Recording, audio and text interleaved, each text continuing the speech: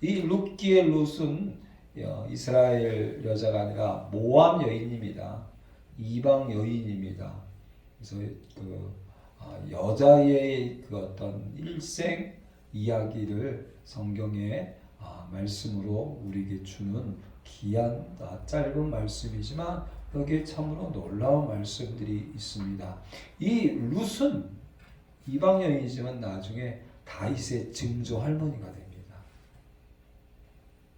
하지만 이 말씀을 제가 이번 주 계속 듣다 보니까 룻기보다는 이 룻의 시어머니인 나오미라고 하는 것이 더 나을 것 같습니다. 이스라엘이 사사들이 다스리던 시대에 흉년이 들었습니다. 그래서 나오미라는 여자가 말론과 기론이라는 두 아들과 남편 엘리멜렉과 함께 이제 모압 지방으로 갑니다. 여러분, 우리가 진짜 제일 힘들고 어려운 거는 집도 땅도 없는데 먹을 것도 없을 때, 그렇잖아요. 돈도 없을 때. 그런데 결국은 아무것도 가진 거 없이 여태가 어디 가서 살 수 있을까? 그것도 여러분, 우리나라 못 살고 힘들 때 미국을 간다든지 일본 간다든지 그런 데 가서 진짜 힘들고 어렵게, 그렇죠? 말도 모르고 할 줄도 모르는데 먹을 게 없으니까 그렇게 해서 이스라엘 사사들이 다스린 시대에 흉년이 들어서 모압으로 갑니다. 그래서 모압에서 10년 동안 일하는데 무슨 일이 생기냐면 남편도 죽고 아들도 죽습니다.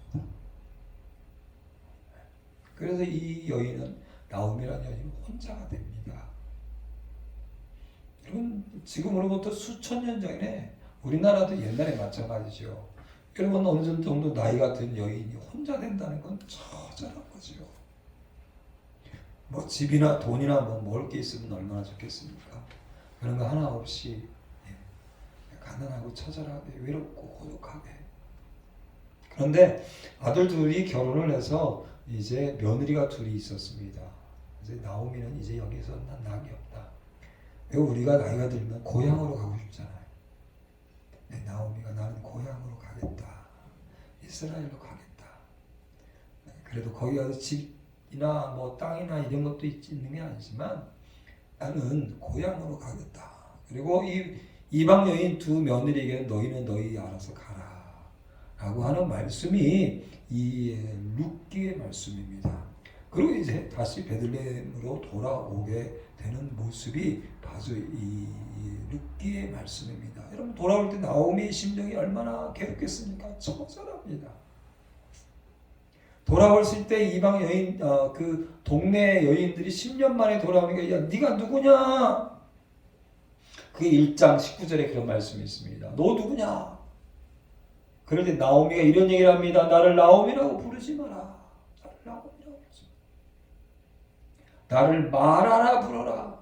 전능자 하나님이 나를 심히 괴롭게 하셨다. 심히 괴롭게 하셨다. 마라의 쓴물처럼 괴롭고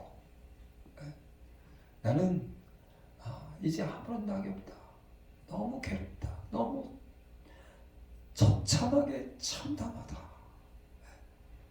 아무것도 의지할 게 없고 아무것도 없고 빈 몸뚱아리, 마음에는 상처와 고통뿐이었다. 내가 풍족하게 나갔더니 여호와께서 내게 비어 돌아오게 하셨다. 하나님이 나를 징벌하셨고 전능자가 나를 괴롭게 하였으니 이제 나를 나오미라 부르지 말고 괴로운 자다, 고통스러운 자다. 우리가 그렇잖아요. 흉년 들어서 어디 가면 조금 그래도 먹고 살만한가 했더니 결국 또 의지하는 게 내 남편을 의지하고 아들들을 의지하고 가족을 의지했는데 다 사라지면, 여러분들 이 화재 사건을 보면요 참 참혹하잖아요. 이 시골 한가운데 그냥 할아버지 할머니들만 사는데 그 불이 나가지고 도망칠 데도 없고, 그래서 대부분 노인분들이 다 그냥 그 불길에 결국은 연기에 이렇게 참혹하고 힘든, 난 괴로운 자다. 그런데 이제 그리고 돌아와서 그리고 이제 놀라운 이 고백들이 있는 거죠. 근데 이 돌아올 때 룻이라는 며느리가 함께 돌아옵니다. 이 룻이 1장에 보면 이런 고백을 하고 있습니다. 어머니께서 가시는 곳에 나도 가고 어머니께서 머무시는 곳에 나도 머물겠나이다. 어머니의 백성이 나의 백성이 되고 어머니의 하나님이 나의 하나님이 됩니다. 이렇게 고백을 하고 있는 거예요. 여러분, 만약에 여러분이 그 외국에 나가서 한 10년 살았는데 거기서 아들이 외국인 여자하고 결혼했다고 보십시오. 내가 한국 돌아올 때 어머니 저도 따라갈게요. 저도 함께 살게요. 쉽지 않은 거죠. 데려오는 사람도 힘든 거고 와서 사는 사람도, 우리나라도 이 외국인과 결혼한 사람들 보면 쉽지 않아요. 쉽지 않아요. 여러 가지 문제로. 특히 종교적인 문제는 더 쉽지 않아요. 근데 이 룻은 내가 하나님 섬기고 어머님을 섬기면서 살겠습니다. 그리고 함께 돌아옵니다. 그리고 난 다음에 어찌어찌 되어서 오늘 말씀인 거예요. 오늘 말씀.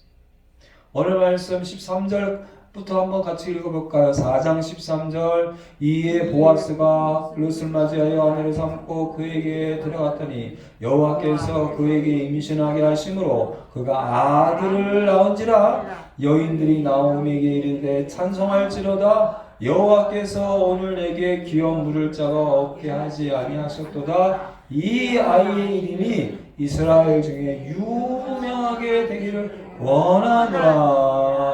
아멘. 1장에 나는 괴로운 자다. 나는 괴로운 자다.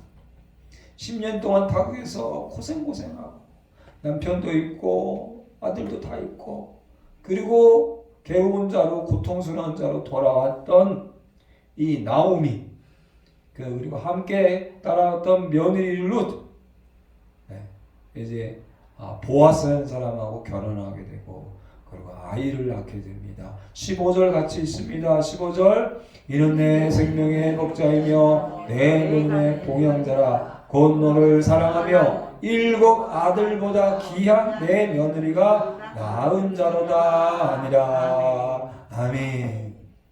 이 나오미에게는 남편도 2 아들도 그리고 며느리는 이방 며느리. 근데 오늘 성경은 이런 말씀을 주죠. 7 아들보다 귀한 내 며느리. 여러분, 7 아들보다 더 귀한 며느리도 있어요.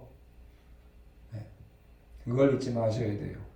이 여인은 이스라엘 사람도 아니고 그럼에도 불구하고 7 아들보다 더 귀한 며느리가 낳은 자다.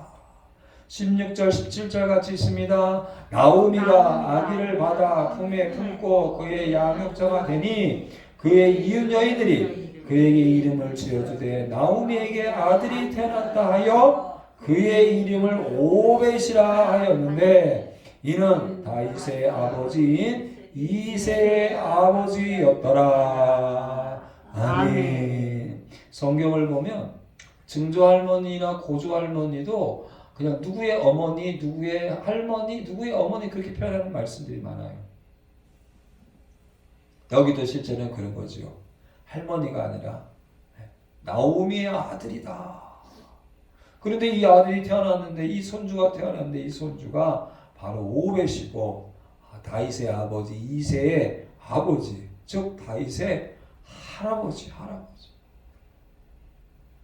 우리나라 따지면은 세종대왕 같은 분인 거예요.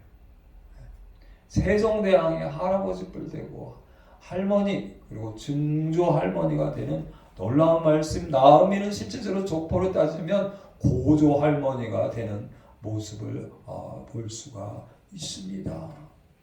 흉년을 인해서 모압으로 갔다가 다시 10년 만에 돌아온, 남편도 아들도 죽고 이방 며느리만 딸랑 데리고 돌아온 먹을 것 없는 가난한 나오미와 룻은 결국 며느리 룻이 아침 일찍부터 벼이삭을 주우러 나갑니다. 저도 옛날에 보면 여기 논이 있으면 벼 다 자르고 나면 이삭 줍는 분들 저 어렸을 때 기억이 납니다. 이삭을 주워다가 먹는 거죠. 쌀이 없으니까, 먹을 게 없으니까. 근데 룻은 성경에 보면 아침 일찍부터 벼이삭을 쉬지 않고 계속해서 줍는 성실함이 있습니다. 또 하나님을 믿는 믿음이 있습니다. 충성을 다합니다. 성실합니다. 그 모습을 보아스가 보고 눈이 들어오게 되는 거예요. 그리고 여러 가지 사건을 통해서 이제 보아스라는 사람하고 롯이 결혼을 하게 되고 드디어 다윗의 증조 할머니가 되는 놀라운 말씀이 여기에 있습니다. 오늘 말씀에 한 가지 또 볼 말씀이 있다면 4장 15절에 보니까 내 생명의 회복자다. 내 노년의 봉양자다. 이 귀한 말씀. 여러분 노년에 쓸쓸하고 외롭고 고독하면 얼마나 힘듭니까? 내 노년의 봉양자다. 또 회복자다. 할렐루야. 나는 생명의 회복자다. 생명의 회복은 여러분 잊지 말 것은요. 하나님께 있습니다. 봄이 되면요. 겨울 내내 이 중국 같은 모든 땅이나 나무들이요. 생명이 있으면 회복이 되잖아. 근데 그 속에 생명이 없는 건 아무리 물 주고 아무리 별짓을 다 해도 회복이 되지 않아요. 그런 거 보면 야, 참 대단하다. 의사들도 그런 얘기를 합니다. 자기들이 하는 건 10%, 많아야 30%밖에 안 된다. 자르고 꼬매는 것밖에 없다. 다시 이어지고 생명이 흐르게 하는 건 내 영인 게 아니다. 그렇죠. 하나님이 생명의 회복을 주셔야 돼. 할렐루야. 아멘. 생명의. 그래서 생명의 회복은 하나님께 있습니다. 엘리사를 찾아갔던 사람이 있어요. 나아만이라는 문둥병에 걸린 사람이에요. 이 사람은 그 당시에는 이런 문둥병은 고칠 수가 없잖아요. 그럴 때 엘리사가 요단강에 가서 7번 씻으라. 그럴 때 야 이놈은 이 별것도 아닌 게 내가 무슨 물에 가서 7번 씻냐 돌아가려다가 사람들이 그래도 한번 해봅시다. 하나님 말씀에 7번 해봤더니 성경 말씀이 아이의 살같이 어린아이의 살같이 회복되어 깨끗하게 되었더라. 할렐루야. 아멘. 요단강에 7번 씻으라 내 살이 회복되어 깨끗하리라. 이거는 하나님만이 할 수 있는 거예요. 생명의 회복은 하나님께 있어요. 욥기도 마찬가지죠. 욥이 보세요. 모든 자녀들 다 잃고 온몸은 다 썩어가지고 고름과 종기투정이야. 이제 숨만 남아있는 거야. 그리고 또 친구들은 와서 계속 말로 막 나를 괴롭혀. 하나님, 난 죽는 날만 얼른 난 죽었으면 좋겠습니다. 그러한 욥을 회복하세요. 할렐루야. 아멘. 하나님께 기도함으로 하나님이 은혜를 베푸사 그로 말미암아 기뻐해지며 하나님의 얼굴을 보게 하시고 사람에게 그의 공의를 회복시키시느니라. 할렐루야. 아멘. 회복하시는 하나님. 그래서 갑절로 다 회복하는 모습을 볼 수가 있어요. 시편 39절에 보니까 하나님 나를 용서하시사 내가 떠나 없어지기 전에 나의 건강을 회복시켜 주소서. 주의 구원의 즐거움을 내게 회복시켜 주시옵소서. 여러분 사람들이 행복을 찾아서 미쳐서 지금 막 날뛰고 있잖아요. 뭘 먹으면 행복할까? 어느 걸 보면 행복할까?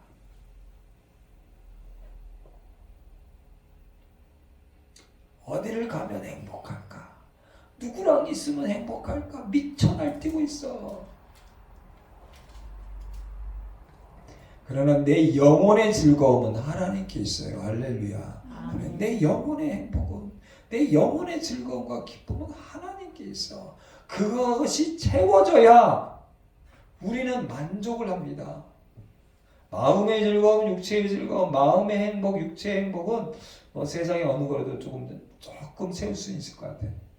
그러나 영혼의 즐거움은 하나님이 주시지 않으면 채워지지 않아요.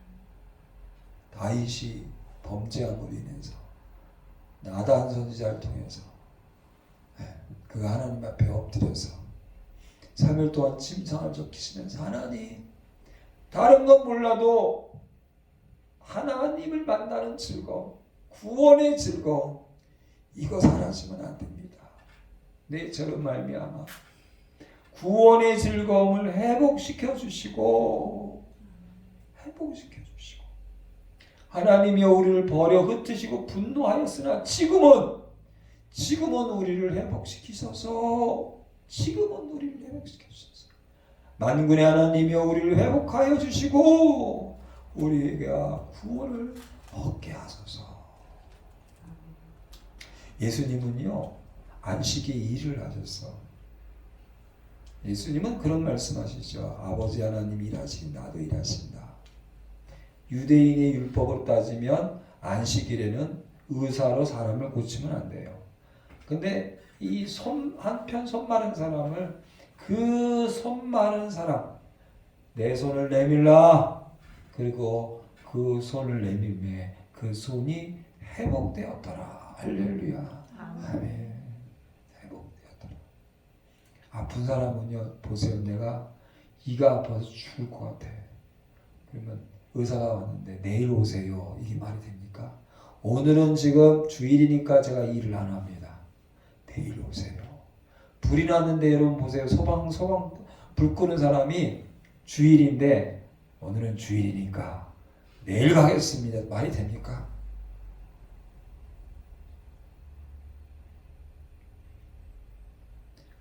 생명을 구하는 일. 할렐루야. 아멘. 생명을 구하는 일. 저는 오후 2시가 넘으면 할 일이 없어서 제가 장사를 합니다. 그래서 그걸 번 돈으로 아프리카에 굶어 죽는 아이들, 얼어 죽는 아이들, 그들에게 조금씩 후원을 합니다. 예수님의 안식일에 한편 손 많은 사람 와서 고치려고 하는 게 말이 많아. 막 유대인들, 제사장들, 바리새인 서기관들이 계속 공격을 하는 거야. 그럼에도 불구하고 그들의 마음이 완악함을 탄식하여 노하심으로 그들을 둘러보시고 그리고 한편 손 마른 사람 내밀어라. 그리고 그 손이 회복되었더라. 할렐루야. 아멘. 우리 인생에서 모든 것을 다 잃어버리는 순간이 있어요. 경제적으로 가난하고 사랑하는 사람, 의지하는 사람, 의지했던 건 다 사라지고 괴롭고 고통스럽고 외롭고 참으로 불쌍한 사람이 나오미였어요. 나는 괴로운 사람이다. 그것도 하나님이 나를 괴롭게 해서 이제는 살아가야 할 이유가 없다. 살 힘이 없다. 살 수가 없다. 그러나 하나님이 함께 하시면, 하나님이 기뻐하시면, 하나님이 역사하시면 다윗의 할머니가 됩니다. 할렐루야. 아멘. 생명의 회복자이다. 노년의 봉양자이다. 7 아들보다 더 귀한 며느리를 통해서 다윗에 의하면 손주를 낳게 되는, 그리고 그 다윗의 후손 중에서 예수님이 태어나시게 됩니다. 베들레헴에서. 우리 인생이 끝났다고 할 때 생명의 회복자 되신 하나님이 계십니다. 할렐루야. 아멘. 예수님은 십자가를 앞에 두고 나는 길이요 진리요 생명이다. 나를 믿는 자는 영원히 산다. 생명을 영원히 산다. 그리고 이 땅에서도 부활의 생명으로 살게 된다. 기도하겠습니다. 하나님, 나오미처럼 중년에 다 잃어버리고 빈털터리로 외롭고 고독하고 힘들고 어려운 순간들이 우리에게 종종 있습니다. 나는 괴로운 자다. 그런데 이제 오벳이란 아들을 손주를 안고 나는 이제 섬기는 자다. 나는 섬길 수 있는 기쁨이 있고 섬길 수 있는 아들이 있고 섬길 수 있는 믿음이 있다. 감사하고 기쁘다. 때로는 10년, 20년, 30년 외롭고 고독하고 고통스럽고 다 사라진 것 같지만 괴로운 자 같지만 하나님이 함께 하시면, 하나님이 기뻐하시면, 하나님이 나와 함께 하시면, 우리와 함께 하시면 괴로운 자가 아니라 기뻐 찬양하며 섬기는 자다. 그 복을 우리도 다 받게 하여 주시옵소서. 우리가 다 누리게 하여 주시옵소서. 오직 예수 십자가 붙들고, 오직 예수 십자가. 나는 길이요 진리요 생명이니 나로 말미암지 않고는 아버지께로 올 자가 없느니라.